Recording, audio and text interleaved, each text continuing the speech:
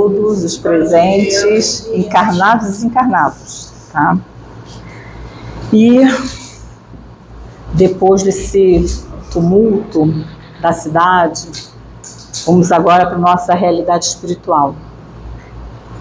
Do livro Pão Nosso, o Chico Xavier e Emmanuel. A lição é 19, falsas alegações. Que tenho eu contigo, Jesus, Filho do Deus Altíssimo? Peço-te que não me atormentes. Isto está em Lucas, capítulo 8, versículo 28. O caso do espírito perturbado, que sentiu a aproximação de Jesus, recebendo-lhe a presença com furiosas indagações, apresenta muitos aspectos dignos de estudo. A circunstância de suplicar ao Divino Mestre que não atormentasse requer muita atenção por parte dos discípulos sinceros. Quem poderá supor o Cristo capaz de infligir tormentos a quem quer que seja? E no caso, trata-se de uma entidade ignorante e perversa que nos íntimos desvarios muito já padecia por si mesma. A vizinhança do Mestre, contudo, trazia-lhe claridade suficiente para contemplar o martírio da própria consciência atolada num pântano de crimes e defecções tenebrosas. A luz de Jesus castigava-lhe as trevas interiores e revelava-lhe a nudez dolorosa e digna de comiseração. O quadro é muito significativo para quantos fogem às verdades religiosas da vida, categorizando-lhe o conteúdo à conta de amargo elixir de angústia e sofrimento. Esses espíritos indiferentes e gozadores costumam afirmar que os serviços da fé alagam o caminho de lágrimas, enevoando o coração.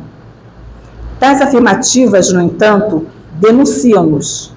Em maior ou menor escala, são companheiros do irmão infeliz que acusava Jesus por ministro de tormentos. E neste momento, Senhor, aqui estamos reunidos em Teu nome, sabendo que de Ti não vem nenhuma lágrima, a não ser que nós provocamos em nós mesmos. Que possamos ser trabalhadores sinceros do Teu ministério, Senhor.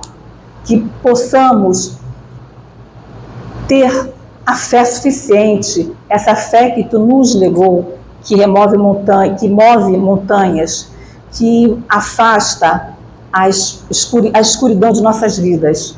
E neste momento, Senhor, para este novo aprendizado que aqui estamos, que nossa irmã Solange seja intuída com o Teu amor e a dedicação que ela tem a falar um pouco de Ti, dos Teus ensinamentos para todos os que aqui estão presentes, nós encarnados e os nossos irmãos que já estão no mundo espiritual, mas que precisam ainda dos Teus ensinamentos. Assim seja, Senhor. Assim seja. Olá, amigos, bom dia a todos. É sempre uma alegria, um prazer enorme estar aqui, né, com vocês. E dessa vez num tema, num tema muito especial, não é? Que é falar das mulheres do Evangelho.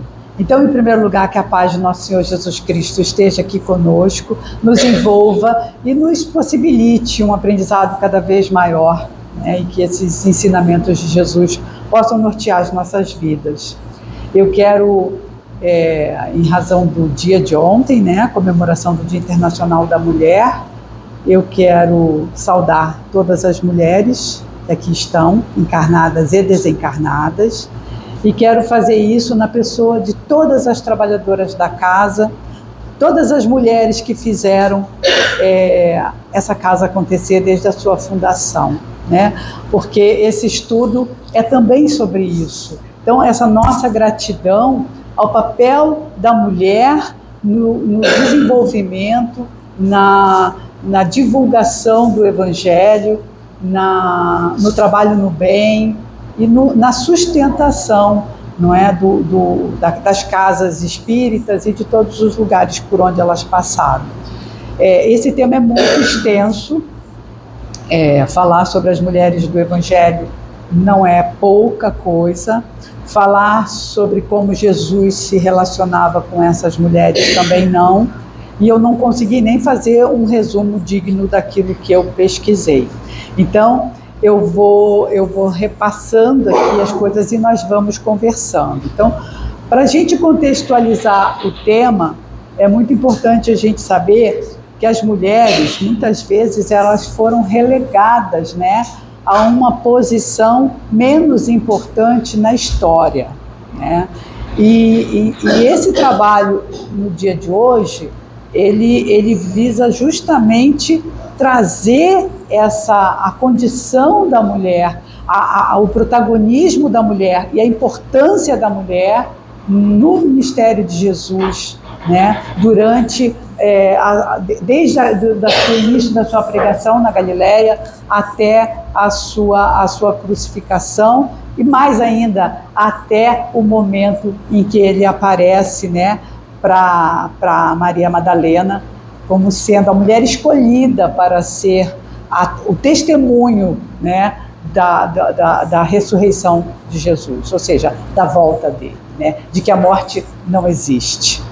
Então, a presença e o protagonismo dos mistérios, das mulheres no ministério de Jesus, nas primeiras comunidades cristãs, então elas são essa revelação poderosa de que Jesus não fazia essa distinção de gênero. Porque quando a gente olha Jesus, ou quando a gente lê os evangelhos, a gente sempre vê uma participação massiva da figura masculina, não é? Então a gente não para pensar qual é o papel da mulher, qual foi o papel da mulher no ministério de Jesus, não é? Será que porque naquela época, numa sociedade patriarcal, como era a comunidade judaica, as mulheres elas ficavam restritas ao espaço familiar.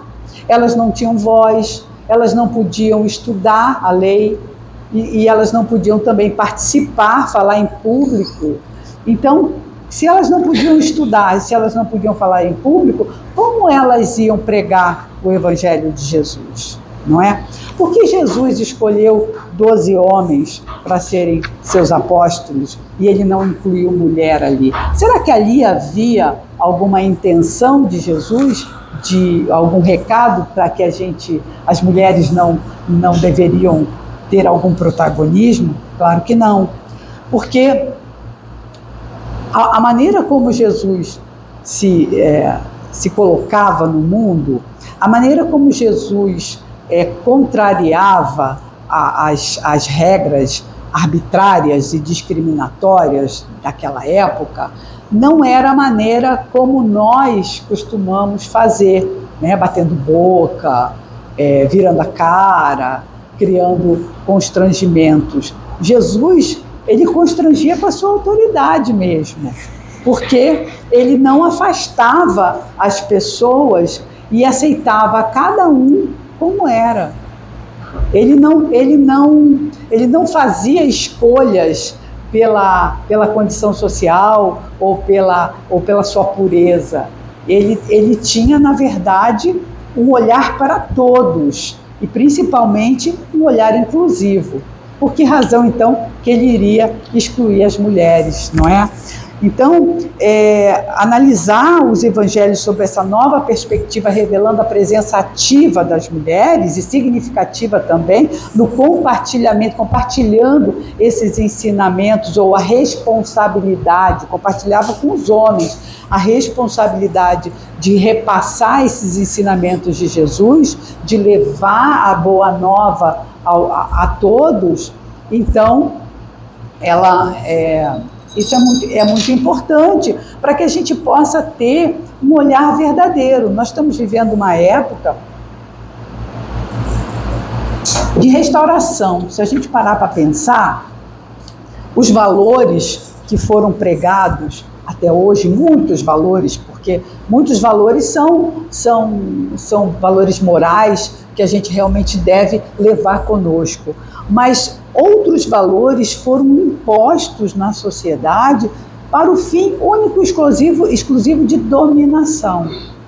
Então, quando a gente vive hoje com o conhecimento que a gente tem, a gente vai ter que fazer uma releitura do passado, a gente vai ter que olhar com olhos atuais para coisas que aconteceram no passado, sob pena da gente continuar repetindo erros, não é? Excluindo pessoas, desvalorizando pessoas, fazendo aquela, como se diz, discriminação em razão de valor, não de valores, mas de valor, que eu imponho de acordo com o meu entendimento, com aquilo que eu acredito, de acordo com as minhas crenças. Eu tenho ouvido palestras aqui e os palestrantes têm falado muito sobre essa palavra crença, e isso é muito importante, porque talvez venha até de uma maneira intuitiva. Porque quando a gente, conforme a gente vai vivendo, conforme a gente vai caminhando nesse mundo, a gente vai recebendo uma carga de informações dos nossos ancestrais, que também receberam adiante, então, lá de trás. Então, assim, as coisas vêm sendo reproduzidas em forma de crenças, como verdades absolutas, inquestionáveis. E aí, agora, hoje, a gente está sendo chamado, está sendo convidado a fazer essa releitura, a colocar as pessoas nos lugares certos, porque senão a gente nunca vai conseguir vivenciar o Evangelho de Jesus.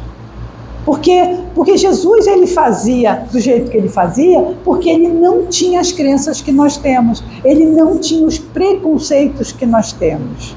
E os preconceitos, eles são passados com a nossa rica educação, também nos bancos de colégio, também nas nossas casas, né? Nas nossas brincadeiras com os nossos coleguinhas, desde criança. Então a gente precisa ter um olhar na história para que a gente possa reconstruir, ressignificar algumas coisas, né? Então é importante esse reconhecimento e valorização das mulheres como discípulas, que a mensagem de Jesus, ela transcendia as barreiras de gênero. Jesus não distinguia entre discípulos e discípulas. É importante dizer que os discípulos de Jesus eram muitos, tanto é que Jesus falava para a multidão. Discípulos eram todos aqueles que ouviam e serviam Jesus, que auxiliavam no ministério dele. Esses eram os discípulos, eram vários. Eu tinha na minha cabeça, antigamente, uma ideia de que os discípulos eram os 12, né? Mas os 12, segundo a minha pesquisa aqui, eu não vou aprofundar, porque é um tema que eu não conheço, então não vou perder meu tempo tentando reproduzir coisas que eu não tenho ainda condições de sustentar. Mas Jesus escolheu 12 para representar os 12 povos de Israel.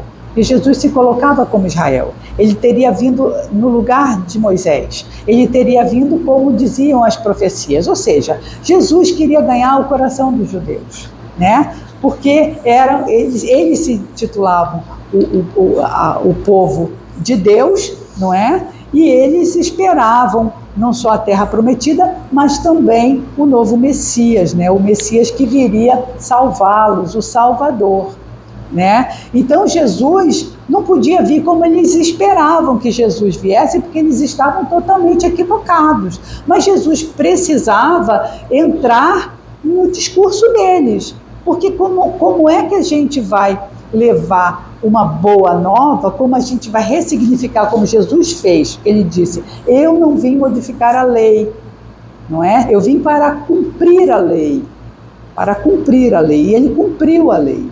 Ele fez conforme a lei estabelecida por Moisés. Então ele sempre dizia isso, e ele vivia sempre sendo tentado pelos fariseus para que ele tropeçasse e pudessem dizer para ele: então, você não é nada disso, você não é um enviado, você é um impostor, então, e fazerem o que ao final conseguiram fazer com Jesus.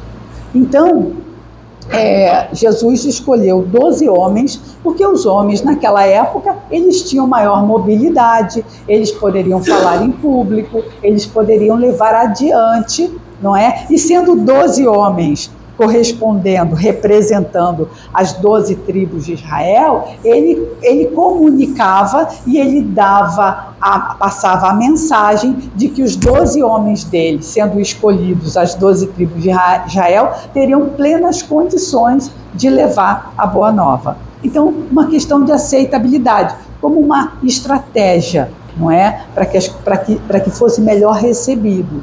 Mas dentre os discípulos de Jesus, além dos 12 apóstolos, existiam também mulheres que o acompanharam no ministério desde a Galileia, desde o início da pregação itinerante dele.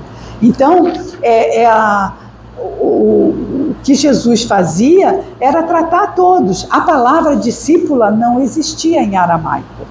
Então, por isso, Jesus considerava discípulos homens e mulheres, sem distinção, não é? Então, nesse estudo, nós vamos abordar a condição social das mulheres no tempo de Jesus, a maneira como Jesus tratava as mulheres com respeito, sem as discriminar pelo fato de serem mulheres.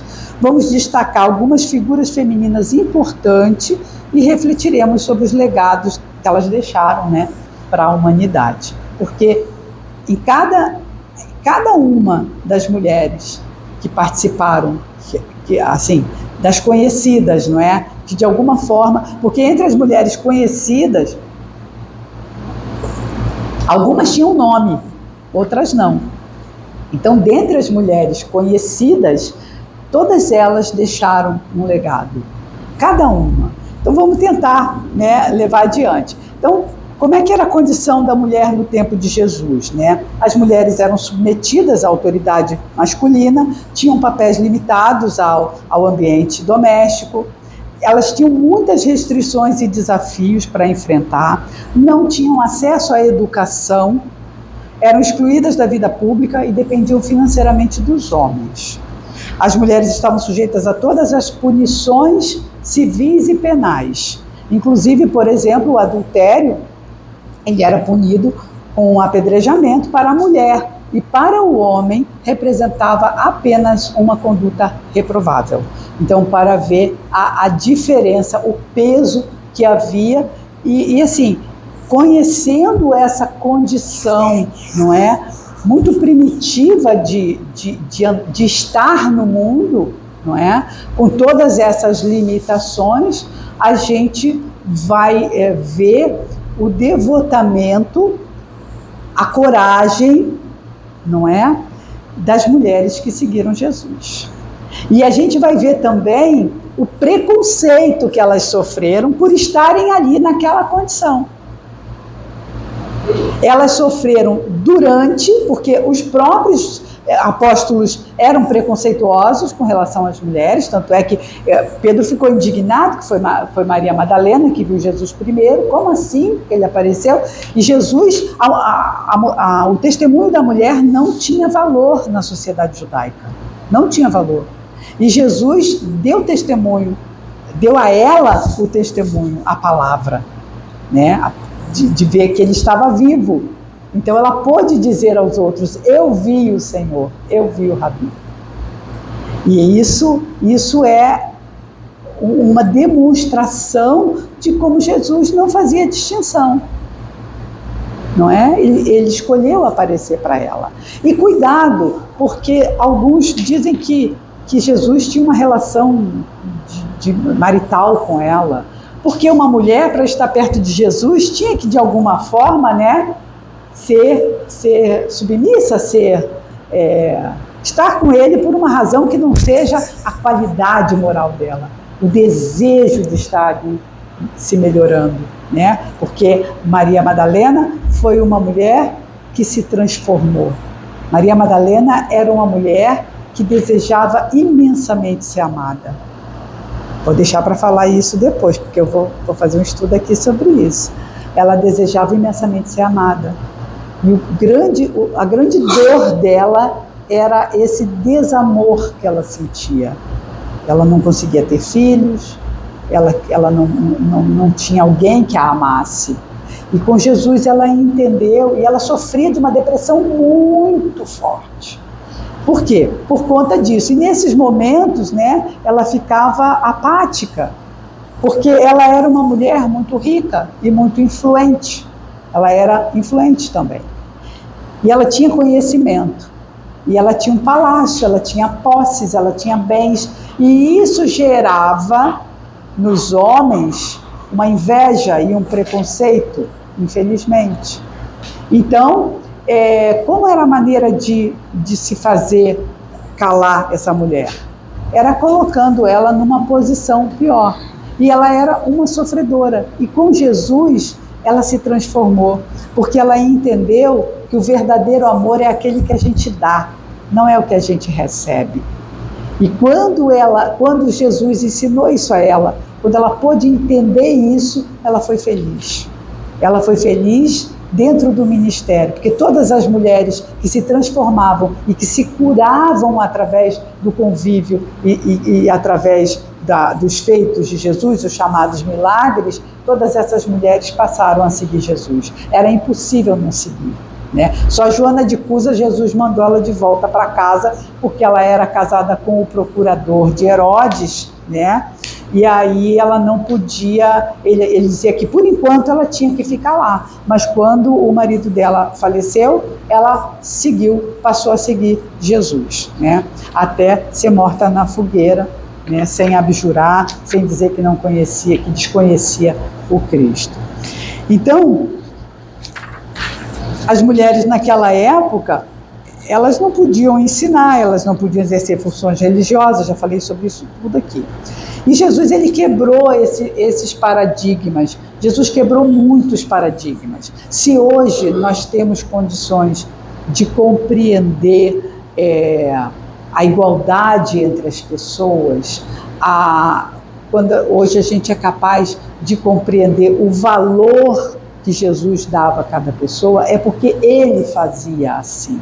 Se hoje nós conseguimos ressignificar em nós essas crenças que nos fazem ser preconceituosos em relação a muitas coisas, porque eu convido a fazer uma análise sincera e profunda das nossas atitudes, sabe? A cada atitude nossa, porque todos os dias é uma oportunidade da gente refazer, da gente modificar alguma coisa em nós através do entendimento. Porque a gente não aprende de fora para dentro, a gente aprende de dentro para fora. E assim como Jesus dizia que o mal é o que sai da boca do homem, né, e não o que entra, por quê? Porque provém do coração. Assim também Jesus falou para a mulher samaritana que ele ia dar a ela uma água viva. E essa água viva, ela jorra dos corações, não é? Através do ensinamento do Cristo, através do entendimento, especialmente, daquilo que a gente precisa ser. É assim que a gente vai se transformando, não é? Quando a gente consegue transformar o nosso coração em fonte de água viva, né? Que vem diretamente do nosso Pai. Então, Jesus não apenas se relacionava com as mulheres, mas também as incluía no seu ministério. E ele não fazia distinção entre discípulos e discípulas. E os evangelhos, então, citam várias vezes mulheres que seguiam Jesus desde a Galileia. Então, quando ele começou seu ministério pregando, né? Então, ele começa ali, e as mulheres já ali junto com ele, e elas, conforme ele foi terminando o seu ministério naquela região, elas iam viajando com eles, e com certeza elas estavam com ele também na entrada triunfal em Israel, né, em Jerusalém, quando ele entra montado naquele burrico, né, e ele é aclamado também, e aquilo é que deixa em polvorosa, né, os sacerdotes do templo, né, e mais os romanos, os dirigentes romanos que estavam ali e que acabaram decidindo pela morte de Jesus, né? Porque o movimento estava crescendo muito, o reconhecimento em Jesus, né? O exemplo da samaritana, Jesus quebra o tabu de não poder falar a sós com uma mulher. E ele estava sentado, né, à beira do poço de Jacó, quando chega a samaritana para retirar água. E ele pede água para ela. E é interessante que as circunstâncias dos encontros são como se fossem, como eu diria, um cenário de um espetáculo que a gente vai viver como uma história, como se a gente pudesse visualizar Jesus sentado à beira do poço. Chega a samaritana e Jesus pede água, e ela diz: como tu, judeu, pede água a mim, que sou samaritana e sou uma mulher? Havia uma hostilidade, né, entre os judeus e os samaritanos. E com esse estudo eu aprendi um pouco mais. O povo samaritano, a região da Samaria era formada por cinco grupos de imigrantes que chegaram ali. Por isso eles eram considerados impuros, porque eles tinham os seus deuses. Eles, se não me engano, tinham fenícios, ali tinham outras etnias e outra formação religiosa diferente, porque a lei judaica ela era muito rígida. Ela era muito rígida, e todo aquele que não seguisse a lei judaica, ela estava em desacordo com a lei, era impuro e não poderia entrar em contato, não é? E ela tinha esse conhecimento. Mas ela também ouvia falar no Messias, ela ouvia falar no Salvador. E Jesus pede a ela água, e ele diz que se ela soubesse, se ela conhecesse a água que ele tem para dar para ela, que ela é que pediria para ele. Então vejam bem, Jesus oferece a ela algo que ela não tem. E ele diz para ela que ela já havia tido 5 maridos, mas o marido, nesse caso, seriam os senhores, os deuses, dos 5 povos que estavam ali na Samaria. Foi isso que eu entendi. E que esse 6º que ela tinha não era, porque ela disse: traga aqui o seu marido. Porque parece que a palavra Baal, isso quem fala é Jorge Elahá, o significado dela é senhor, né? Correspondia a marido. Então ela diz: traga aqui o seu marido, e ela diz: eu não tenho marido. E ele fala para ela: de fato, isso é uma verdade, você não tem marido, porque o que tu tens não é teu. Ou seja, o verdadeiro Senhor ela não conhecia, e ele podia ensinar isso para ela. E aí ela fala sobre o poço, né? E ele fala, ela diz: mas esse poço foi aberto por Jacó, e a sua família, os seus animais, a sua descendência beberam desse poço. Então tu és mais importante que Jacó para me trazer essa água, mas então que me dê logo essa água para eu não precisar vir aqui todo dia pegar água no poço. E essa conversa, ela já não é uma conversa literal, mas ela é uma mulher materialista. Mas ela tem sede de aprendizagem, ela tem sede de entendimento. E Jesus aproveita disso naquele momento. E aí ele diz para ela que ele sim. E ele revela para ela. Foi assim, não sei se foi a única, mas foi a primeira vez que ele diz que ele é o Messias, porque ela diz que ela sabia que ia vir o Messias, né? Que ainda ia vir o Messias, e que ele confirmaria e explicaria as coisas que ela não entendia ainda. E ele fala que é ele o Messias, sou eu o Messias, que estou aqui, né? E ela então, nisso os discípulos voltam, ele não está mais sozinho, e ela sai, e antes ela pergunta se ela tem que adorar a Deus ali, naquele monte onde eles adoravam, ou se lá em Jerusalém. E ele fala que não, ou Israel. E ele fala que não me lembro mais agora. Mas ele fala que ela conheceria Deus em espírito e verdade. E quando ela conhecesse Deus em espírito e verdade, ela poderia orar em qualquer lugar. Não precisaria ter um lugar para orar.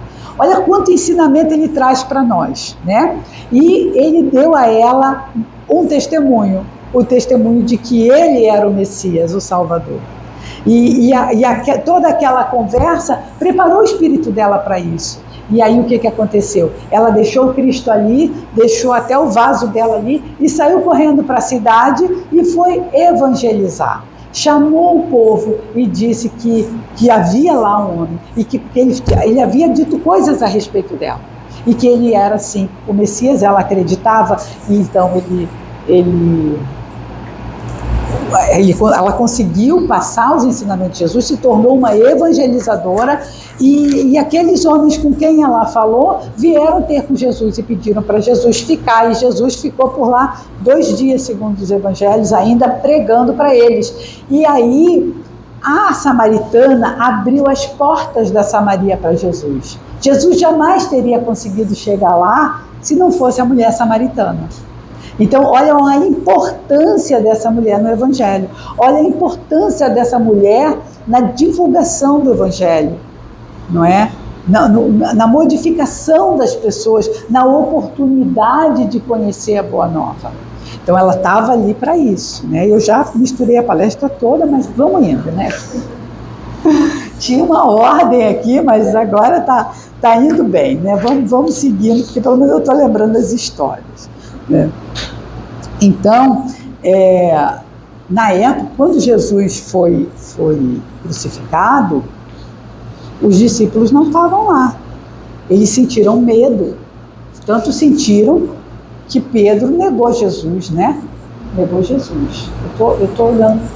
Não, minha amiga. Porque eu estou muito para frente. Mas eu me esqueci. Pedro negou Jesus.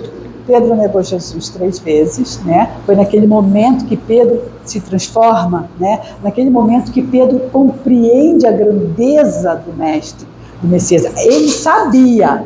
Olha a diferença da gente saber para a gente sentir, não é? Ele sabia, ele mesmo disse para Jesus que ele sabia, mas ele não sentia, ele não cria, né? E Jesus também pergunta para Marta, quando ele, pouco antes dele ressuscitar Lázaro, Jesus pergunta para Marta, eu sou a ressurreição, tu crês? Ela disse, eu creio. Então, Jesus falava e as mulheres compreendiam o que ele dizia, elas reconheciam a messianidade de Jesus. Todas as mulheres, elas não desconfiavam, elas tinham certeza por conta da devoção e do amor que elas sentiam por Jesus, né? E aí, quando na crucificação, as mulheres estavam lá, todas, olhando de longe. Os homens não, só João. João estava amparando Maria o tempo todo. Mas os outros... E Judas, né, tadinho, que se arrependeu, mas era tarde demais, e aí ele se matou. Infelizmente pôs fim à vida, né? Não teve oportunidade, mas foi perdoado por Jesus, enfim. Mas os outros sumiram, não só os apóstolos, né? Os discípulos, os homens não estavam lá, alguns, um ou outro, mas as mulheres estavam.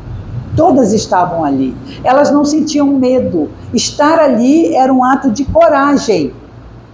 Porque Jesus era um preso político.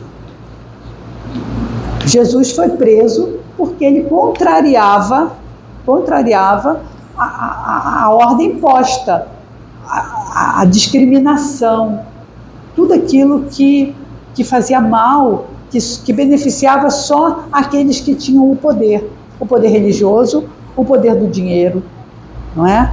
Era assim, era esse o estado de coisas que aqueles que estavam no poder queriam que continuasse, né?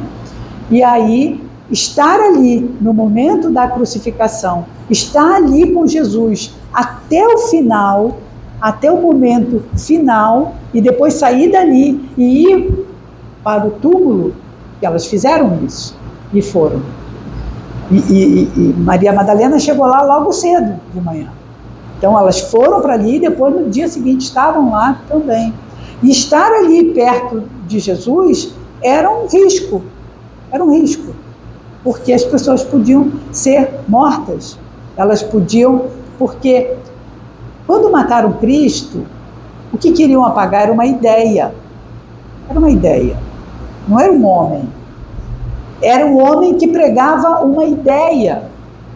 Uma ideia que transformava as leis duras de Moisés em leis de amor, em leis de perdão, em leis de igualdade, né? Em lei de amor. Era isso que Jesus pregava. Então, quando mataram Jesus, mataram uma ideia, queriam matar uma ideia, né? Queriam matar uma ideia.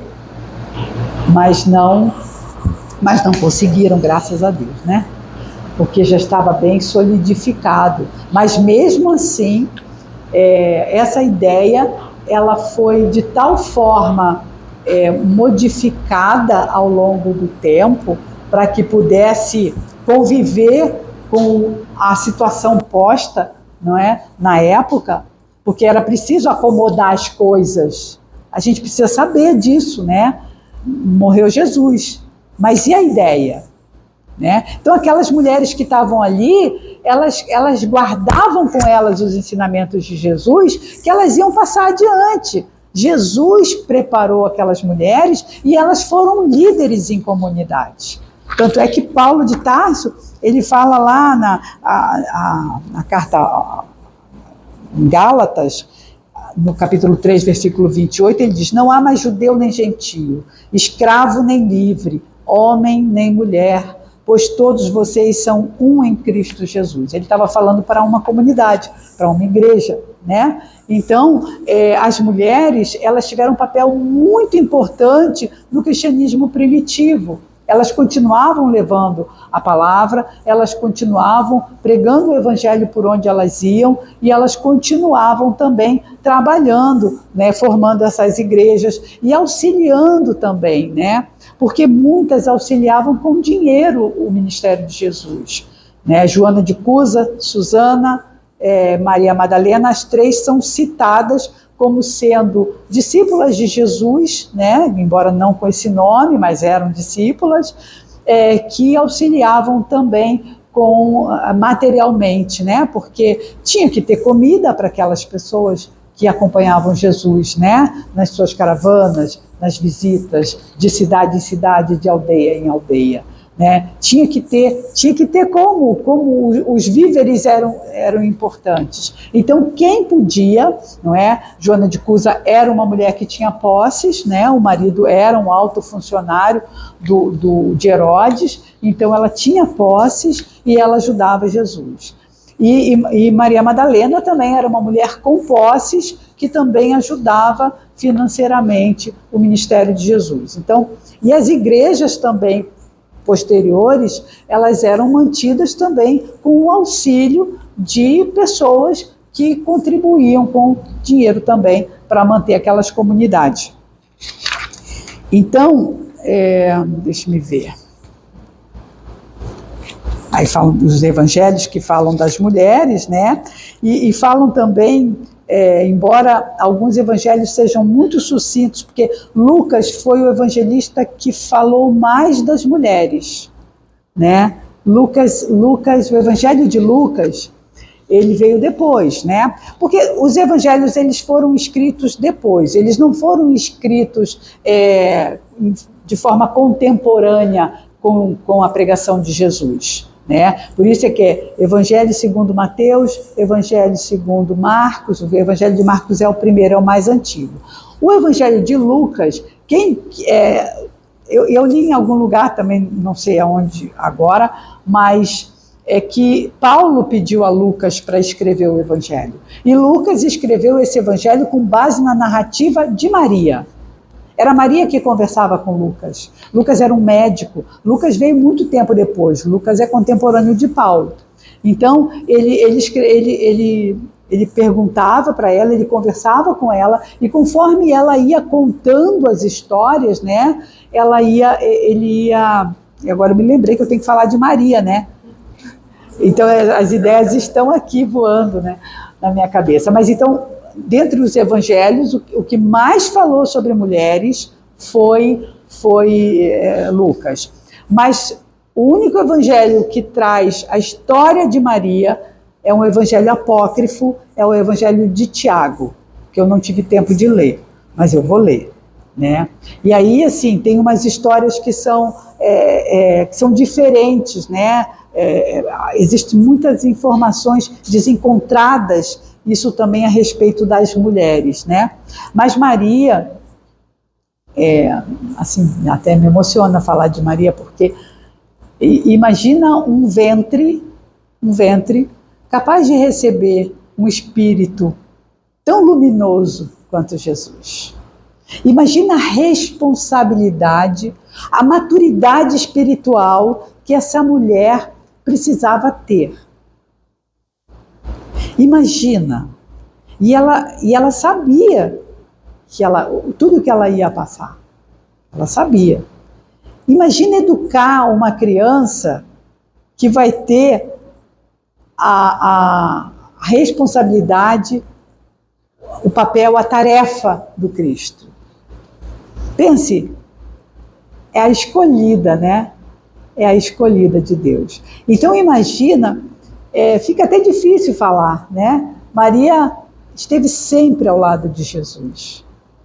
Maria apoiou, Maria estava lá na crucificação. Imagina a dor dessa mãe, vendo um filho sangrar na cruz. Né? Porque tem o lado humano também, tem o lado humano da mulher. Né? Então, Maria, além de tudo, como ela é a mãe de Jesus, ela intercede por nós. Então, Maria é a nossa mãe. Maria é a nossa mãe. É um espírito muito puro, para poder receber um espírito mais puro ainda, que vai se formar no seu corpo.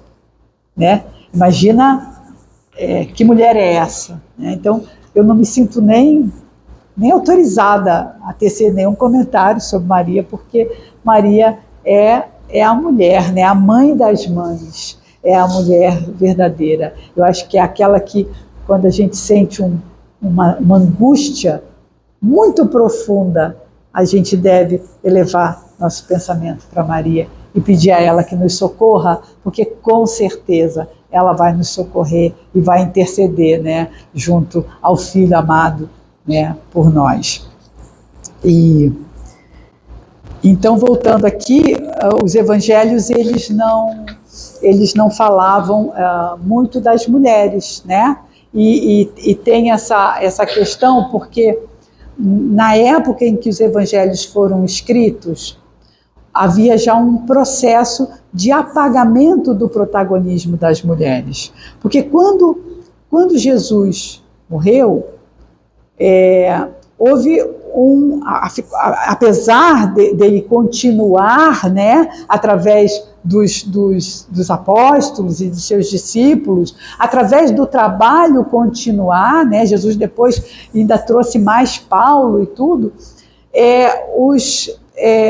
era natural que as mulheres elas já não tinham mais aquela sustentação que Jesus dava para que elas continuassem. Então elas iam, mas a sociedade começava a envolver aqueles conhecimentos e a gente vai esquecendo as coisas, né, com o tempo. A gente vai esquecendo. Então Jesus elevou as mulheres, tirou as mulheres daquele lugar em que elas se encontravam de apagamento, de obscurantismo, de inexistência absoluta, invisibilidade. Então Jesus deu a elas a condição, o lugar e a voz para que elas pudessem, assim como os homens que o seguiam, levar adiante o ministério.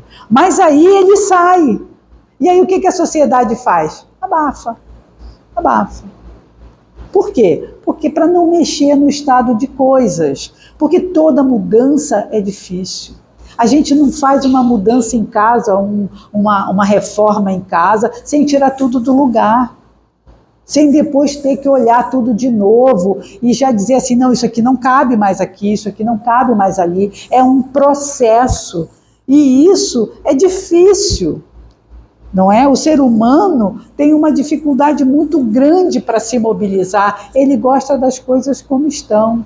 O lugar, a zona de conforto, né? Para não precisar se incomodar. Porque imagina a incomodação que era. Jesus não tinha medo de se incomodar, porque ele era a verdade.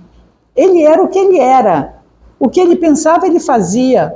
Ele não precisava, ele não tinha duas caras, ele não tinha duas posições. Então ele conduzia as coisas como ele era. Para ele era natural, mas para nós não. Para nós não.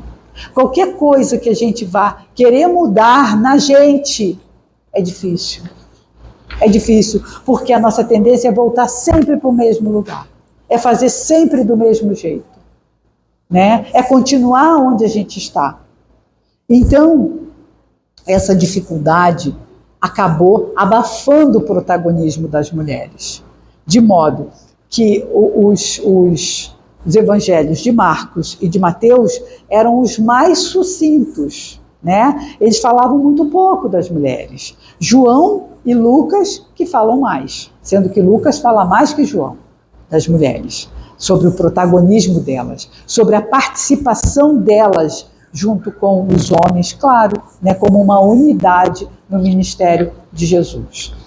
Mas houve ali um apagamento. E mais, como tinha muitas passagens que eram muito fortes, como essa de Maria Madalena ser a primeira a ver Jesus, né, vivo, e como a samaritana, né, receber a informação de que ele era, porque ele tinha que falar para ela mesmo que ele era o Messias, porque ninguém na Samaria conhecia ele, e ele tinha que entrar lá, e ele entrou através dela. Isso não podia ser negado, e várias outras passagens, né, de mulheres que não podiam ser apagadas. Então, em todos os evangelhos, a presença das mulheres aparece como testemunhas em momentos-chave da narrativa, né? Que é a crucificação, o sepultamento de Jesus e a ressurreição. Que são momentos muito importantes do cristianismo e que eles não puderam apagar, né? Então vamos lá. Está acabando. Eu vou então falar aqui no resumo do resumo, tá? Para falar das mulheres, né?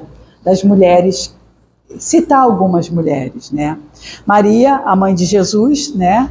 Nos deu como contribuição a sua fé inabalável, a sua coragem para aceitar aquela missão. Imagina estar em casa, né? Dormindo, aí aparece um anjo e aí diz pra gente que a gente tem uma missão. Como vai ser a nossa reação, né? Se nossos afazeres do dia a dia já nos deixam bem atribulados, imagina uma missão desse tamanho.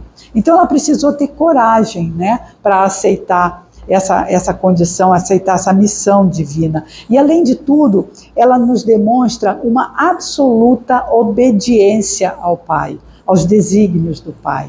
Será que nós somos obedientes aos desígnios do Pai?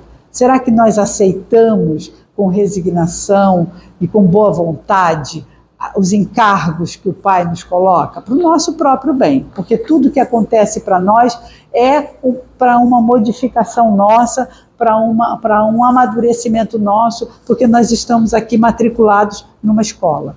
Então, será, né, seu papel como mãe amorosa e dedicada, porque ela se dedicou bastante, né, ao filho até o fim. Maria Madalena, sua transformação, a transformação de Maria Madalena foi gigante, né? Maria Madalena passou o fim da sua vida num leprosário, cuidando de leprosos, contraiu lepra, não é? Mas amou muito. E Jesus disse para ela, quando a recebeu, que ela passou na porta estreita. Imagina passar na porta estreita. Que dificuldade, né? Como que a gente faz para, sabe, esse legado de transformação pessoal, transformar as nossas necessidades, as nossas tristezas em amor? Ela nos traz esse... Eu amo a história de Maria Madalena. A mulher samaritana, o seu encontro com Jesus e sua sede de conhecimento espiritual. E seu papel também como divulgadora e evangelizadora, né? Divulgadora dos ensinos de Jesus. A mulher hemorroíça, essa eu gosto demais, eu fiz um estudo sobre ela. E a mulher hemorroíça, ela possuía uma fé. Ela ficou 12 anos sangrando. 12 anos sangrando sem parar. E uma mulher, quando ela não podia inclusive entrar no templo por isso, porque quando estava menstruada não podia ter contato com ninguém, nem com nada, porque ela ficava impura. Olha que crença absurda, né? Agora imagina uma mulher, 12 anos, sem poder chegar perto de ninguém, sem poder tocar em ninguém, isolada, sozinha, não é? Não é... A questão não é nem o quanto essa mulher devia estar anêmica, de tanto que ela sangrava, por um período 12 anos, né? E ela, além de anêmica, ela estava extremamente solitária. E ela tinha certeza que Jesus podia curá-la. Era uma certeza como nenhuma outra, desde que ela ouviu, porque ela já havia tentado tudo para se curar e ela não conseguia. E ela, quando soube que Jesus ia passar, ela pensou, eu vou me aproximar e vou por trás e vou tocar nele. Porque, claro, ele espargia aquela luz, aquela energia, imagina o que era ficar perto de Jesus. Imagina, né? Então ela entra na viela atrás dele e decidida, ela tinha certeza que se ela conseguisse tocar em Jesus, ela se curaria. E ela tocou. E quando ela tocou, Jesus se virou e disse, tocar em minha veste. Aí os discípulos disseram, mas Senhor, com esse monte de gente aqui na volta, está todo mundo tocando no Senhor. Ele disse, mas me retiraram uma virtude. Ele percebeu. E aí ele se virou e perguntou para ela, e ela disse, eu me curei. A fé dessa mulher, a fé dela em Jesus, a fé, a certeza de que ela ia ficar boa, aquela fé curou a mulher hemorroíça. Mas ele a chama de filha. E quando ele a chama de filha, ele está resgatando a dignidade dela. Porque ela tinha perdido a dignidade. Imagina uma pessoa que fica impura durante 12 anos, que não pode tocar em alimentos, que não pode cozinhar, não pode cuidar de um filho, não pode tocar em ninguém. Imagina, né? Então, ele restituiu, além da saúde, ele restituiu a dignidade. Então, Jesus, quando nos toca, ou quando é tocado por nós, quando a gente se aproxima de Jesus, não é só o corpo que ele cura sobretudo a nossa alma. Ficar com Jesus, mesmo nos momentos mais difíceis, faz com que a gente se cure, faz com que a gente consiga se restabelecer a dignidade, restabelecer o amor próprio, não é? Marta e Maria, né? Marta e Maria é daquela história em que Jesus tinha 3 amigos, era Lázaro, aquele que ele ressuscitou, e as 2 irmãs, Marta e Maria. E Jesus, ele passava várias vezes por Betânia, né? A Maria é Maria de Betânia, né? Qualquer coincidência com a Maria Betânia, né? Adotou o nome. A Maria, ele passava e ficava, se hospedava na casa, porque Jesus se hospedava na casa das pessoas, e Jesus se hospedava ali, e quando ele chegava, se reunia aquela multidão em torno dele, e ele ficava a falar. E Maria corria e sentava aos pés dele para ouvi-lo e aprender com ele. Enquanto Marta ficava envolvida com os afazeres, porque imagina, Jesus não andava sozinho, então quanta coisa tinha para fazer. E Marta era uma mulher autoritária, isso Jorge Lahar fala, assim, que ela vai lá e manda em Jesus, diz, Senhor, não vês que eu estou aqui trabalhando, fazendo tudo isso aqui sozinha, enquanto a minha irmã está aí sentada, diga a ela que venha me ajudar. Porque, claro, ela não tinha autoridade sobre a irmã, né? Jesus teria. E ele disse, Marta, Marta, andas muito atribuladas com as coisas materiais, com as coisas, né, do mundo. Maria ficou com a melhor parte. Então, Jesus dizia para Marta que as coisas materiais são importantes, mas não são mais importantes. É preciso, aí tem um texto que diz, Maria, a mulher que ouvia o hóspede. Não é? Então, quando a gente recebe um hóspede, a gente vai ficar fazendo coisa, eu faço. Eu faço. Assim, a gente se identifica com todas as personagens, todas, porque nós temos um pouco de cada. Somos nós. Jesus está falando para nós. Todas essas histórias são para nós. Então, a gente não ouve o hóspede. O que a gente faz? A gente fica fazendo as coisas. A gente fica envolvida com as coisas, né? E a mesma coisa quando Jesus chega e Lázaro já havia sido sepultado. Marta corre e diz, Senhor, se tu estivesses aqui, meu irmão não teria morrido. E aí Jesus disse, eu sou a ressurreição, credes? Ele diz, eu sou a ressurreição e a vida, né? Porque a frase é maior. Credes em mim? E ela diz, creio. Mas ela tinha essa dificuldade. Já Maria, quando encontrou Jesus, foi ter com Jesus e falou a mesma coisa, a mesma frase. Só que ele falou, Senhor, se tu estivesses aqui, o meu irmão não teria morrido. E Jesus vai lá ressuscitar Lázaro. E Marta diz, Senhor, ele já está enterrado há 4 dias. Enterrado, não, sepultado, né? Há 4 dias. Já está, o corpo já está em decomposição. Ou seja, ela sabe que ele é a ressurreição. Ela sabe, mas ela não sente porque ela é materialista.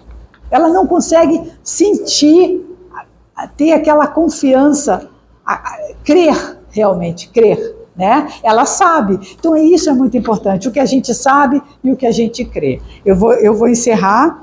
Embora eu tenha estudado bastante a mulher cananeia, que a mulher cananeia também é bem interessante, porque os cananeus também tinha essa rivalidade com os judeus, tudo relacionado com religião, e eles chamavam de cães, né, de cachorros, e ela vai atrás de Jesus pedindo a cura da filha, e aí Jesus segue andando e ela gritando, e os discípulos querem tirar ela dali, porque os discípulos sempre queriam tirar, né, todo mundo de perto de Jesus.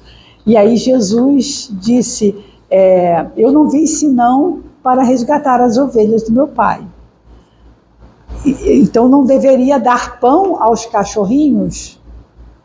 E ela responde, Senhor, sim, mas até os cachorrinhos comem as migalhas que caem da mesa do seu Senhor. Quando ela diz isso, que Jesus, na verdade, está testando a fé dela, né? Porque ela estava ali pedindo ajuda, mas ela tinha que ter fé. E Jesus testa a fé dela e ela mostra, e com isso ele dá uma lição também para os discípulos, né? Que apesar, a lição que ela traz, de que tudo bem, vocês não me consideram, vocês acham que nós somos como os cães, né? Isso tem a ver com a origem dos cananeus, né? Mas é uma história mais comprida. E aí ela diz, não vai colocar coisa, dar pães, né, para os cães, para os cachorrinhos, mas me deixa pelo menos comer das migalhas. E a humildade, né? Que a humildade se colocar para receber aquilo que Jesus tem para dar para ela. Um pedido humilde, um pedido de quem aceita aquilo que ele trouxer, aquilo que ele der. Então, para a mulher cananeia, Jesus também diz que tão grande é a tua fé.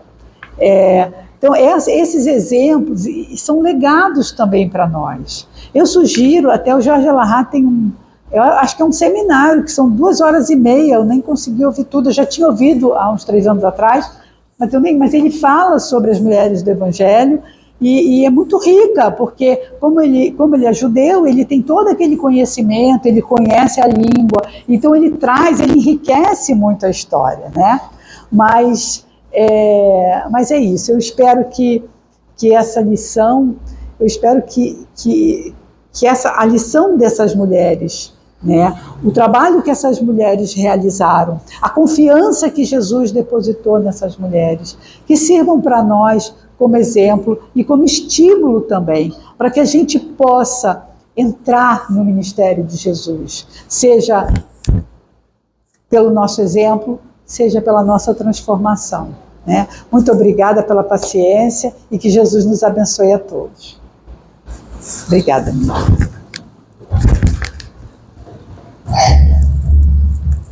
E depois desse movimento das mulheres, de saber da capacidade de cada uma passou por aqui, que continua por aqui, que possamos sermos gratas a essa oportunidade, sabendo que cada lágrima que cai de cada coração, cada sorriso que provocamos, modifica sempre a vida de uma pessoa, seja ela aqui ou no mundo espiritual. Somos herdeiros de tudo que nos é ensinado, meus irmãos. Cabe a nós agora construir o caminho, independente do sexo que tenhamos escolhido, que escolhemos. Sabemos que a responsabilidade é grande, mas sabemos que é a nossa capacidade também. Ele confiou em nós. Nós é que negligenciamos essa confiança.